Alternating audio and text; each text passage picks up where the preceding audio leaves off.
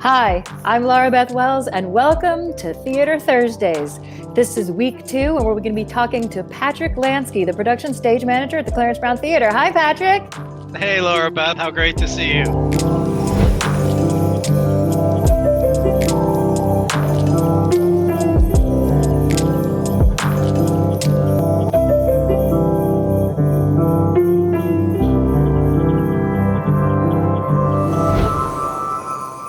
Hi again, I'm Laura Beth Wells, and this is week 2 of Theater Thursdays, where we're talking about A Christmas Carol.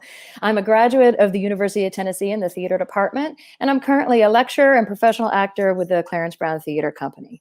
Before we begin, I'd like to acknowledge that I'm speaking to you today from Knoxville, Tennessee, which are the native lands of the Yuchi and Muskogee Creek people, as well as the Cherokee Nations. Patrick, where are you coming to us from? Hey, Laura Beth. I'm coming to you live from North Knoxville in the North Hills neighborhood of Knoxville, Tennessee. Excellent. Well, hello from down I-40 a little ways to the west. Good to see you. It's so good to see you. Well, ordinarily this time of the year, we would be knee-deep in A Christmas Carol. We would have just started our run. And last week, we talked to Kathleen Conlon, our illustrious director, whom we both love. And we talked about what a director does, specifically about what she does with A Christmas Carol. Now, not many people may know what a stage manager does. So talk to us briefly, if you don't mind, about what a stage manager does that's different from a director, and how the relationship between the director and the stage manager is important, especially in a production like A Christmas Carol. It's complicated. Stage manager is in charge, or the team of stage managers are in charge of scheduling.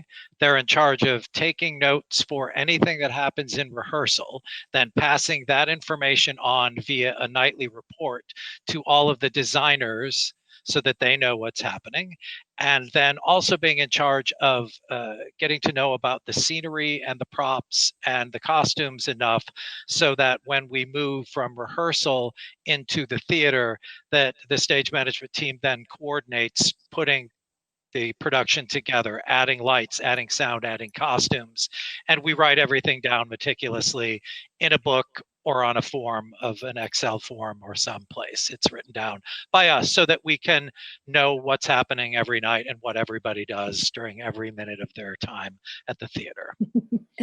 And how does Kathleen help you create that? If you think of it that Kathleen is like a surgeon and I'm like the nurse in charge, Kathleen does all of the fine, delicate work on the show. She puts everything together, and it's her vision that we're trying to achieve. I take notes on all of that. I write down everything that we do, and I also keep a sort of a mental journal about how she looks at the show and what her vision for it is.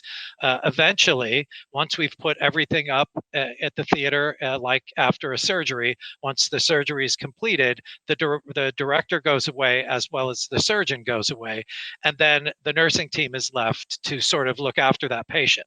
And that's sort of what we do. After Kathleen leaves, usually after opening night, I'm in charge of all things technical about the show, sending out the time, sending out any rehearsal information, any brush up rehearsals we're having, but also at keeping the intention of the director the same. So if somebody has changed something about a scene, if somebody got a laugh doing this, then they're now doing this to get a laugh. I'm the one who has to go, hey, it's only one of those, because that's the way Kathleen had it. So that's my role. I have to keep things going after the director leaves, and I'm also in charge of sort of the running of the piece on a day-to-day basis, like a nursing team. Like a nursing. That's a great analogy. I love that analogy. I think I'm going to start using that in my Theater 100 classes. What is the chart? Kathleen, when we talked last week, she mentioned the chart. And right. Talk to us more from your perspective about what that is and how that helps the two of you communicate. It's sort of a thing that stage management does. It happens for most all shows. It's usually not as complicated as A Christmas Carol. It's referred to as a French breakdown or actor scene breakdown. And it's basically a chart that has the pages, each page of the show notated in a line. And then on the other line, it has the actors, if they're in the scene. And at the very top, it shows what scene it is, if there's a musical number during that scene. And it's just a roadmap so that we can keep track on an Excel form that I believe is legal size and 4 pages long, that we can keep track of where everybody is and who is playing what at what time. So it's pretty intense, and we really do need it. We change it every year. We have new cast members, but it gets updated just a little bit every year so that we can really figure so many things out for all of the departments from it. Because Christmas Carol is special in that it is a remount every year. It's the same production, or it has been these last. This would have been the 5th year, right, of this particular production. Correct. That's correct. And so the production itself, the set, and the timing, and the lights, and all that stays the same, but the cast members do change. And it is a collection of professionals and students and community actors, including children, right? It's true. What's that like as a stage manager from your perspective? It's awesome. I have done in the past, before this production, remounts, where we do the exact same show, the exact same way with different actors. And we just put people in, plug them into their role. This is sort of a remount in that my paperwork changes a little bit every year. I do a great big set of paperwork that's sort of like a football coach would show where their players should go, with a lot of arrows and circles and names and colors. And that changes every year because somebody's added to it. Somebody's a different height than somebody else, so their final destination might be different than the person who played that character last year. So it's constantly changing. I can't rely on last year at all. I have to update all of my paperwork every year meticulously. So it's different in that way. I love it because I love working with students. I came up in the theater, and I feel like we all have an obligation as the unfortunately older generation in the business to pass on what we learned to the new kids. And our productions have anywhere from folks like you who have been on Broadway and doing 8 shows a week in a professional atmosphere, to somebody who has never done a show in their life before and knows none of the terminology. So we deal with that sort of wide scope of folks every day. And it's a pleasure because you get to see people that are so excited about it, that are new to the profession. And that keeps me going as somebody who's been doing it since I was 16 years old, that to watch people learn that this is what they want to do and these are their people, that's pretty energizing. So that happens every year with this production. Yeah, no, I love it too, because I've been on both sides of it, because I was an undergraduate in the theater department at UT, and then now coming back as a professional. And I love the conversations that I have with the students. They ask me, specifically the 8 shows a week, we get into that second week of shows, and some of they're like, oh, we've done so many. It's like, well, no, this is part of what you have to learn, because if you have to learn how to make it the same, but make it fresh. And how do you do that? And we have conversations about that. And we have conversations about, hey, I've got this monologue I need to do. Will you look at it and it's just the sharing of ideas. And I loved learning that way. And I love now being on the other side of it. It's one of my favorites.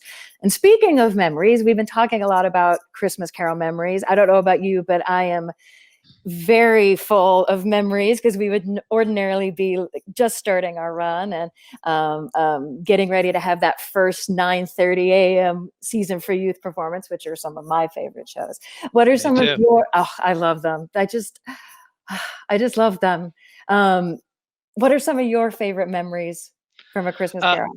I have so many. My favorite memory of A Christmas Carol would be my first season during one of our performances called Deaf Night, where the show is signed by 2 groups of ASL interpreters, and we have a great turnout every year for that production. And during the final moments of the show, there's some snow that falls from the ceiling. Spoiler alert!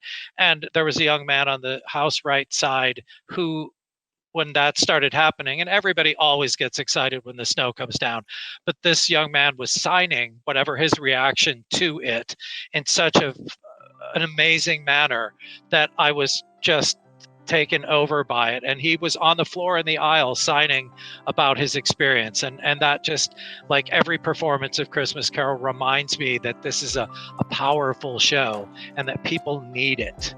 and that it really affects everybody, and that will stay with me forever.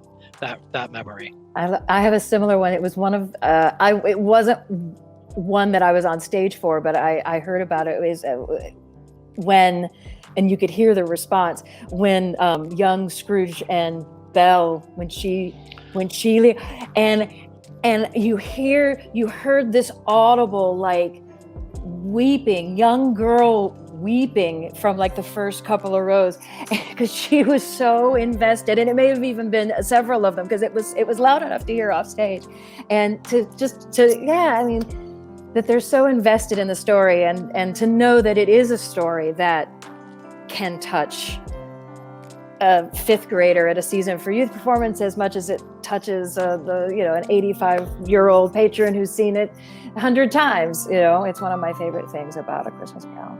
I watch it every night, and I cry during every performance at least once. I can't help it. It's a beautiful story. I agree. Well, Sue Patrick, me. So me. Patrick, it's been so wonderful to see you. Great to see you. Come back next week for week 3 when we go into the costume shop to take a look at the costumes of A Christmas Carol. Thanks very much. See you next week.